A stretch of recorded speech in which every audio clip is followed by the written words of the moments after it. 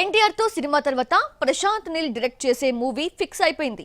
Atlee movie తర్వాత Bunny Prashanth Neel movie ఉంటుంది అని దిల్ రాజు అనౌన్స్ చేస్తూ సెన్సేషనల్ అప్డేట్ కి తెరలేపాడు. అయితే ప్రశాంత్ నీల్ లిస్ట్ లో ఉన్న సీక్వెల్స్ సిచ్యువేషన్ ఏంటి, కమిట్ అయిన సినిమాల సంగతి ఏంటి?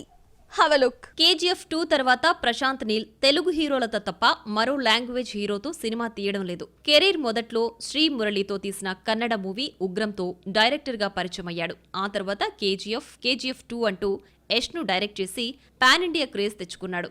ఆ తర్వాత KGF 3 తీయాల్సున్నా తెలుగు హీరోలతో వరుస సినిమాలు చేస్తున్నాడు. ప్రభాస్తో సలార్ తీసిన ప్రశాంత్ నీల్ ప్రస్తుతం ఎన్టీఆర్ ను డైరెక్ట్ చేస్తున్నాడు. ఆ తర్వాత ప్రశాంత్ బన్నీ కాంబోలో రావడం మూవీ ఉంటుందని దిల్ రాజు ప్రకటించాడు. ఎన్టీఆర్తో సినిమా పూర్తి కావడానికి ఇంకో ఏడాది పడుతుంది. ఈలోగా అట్లీ మూవీని బన్నీ పూర్తి చేస్తాడు. ఇద్దరూ ఒకేసారి ఫ్రీ అయినా ప్రశాంత్ నీల్ తీయాల్సిన సినిమాలు రెండున్నాయి. బన్నీని డైరెక్ట్ చేయడంతో KGF, సలార్ ఫ్యాన్స్ ఆశలపై నీళ్లు చల్లినట్లయింది.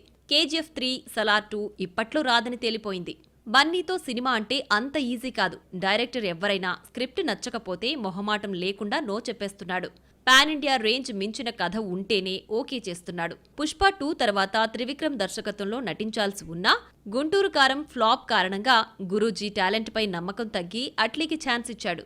ప్రశాంత్ నీల్ కు ఛాన్స్ ఇస్తాడా లేదా అనేది ఎన్టీఆర్ మూవీ రిజల్ట్ పై ఆధారపడి ఉంటుంది.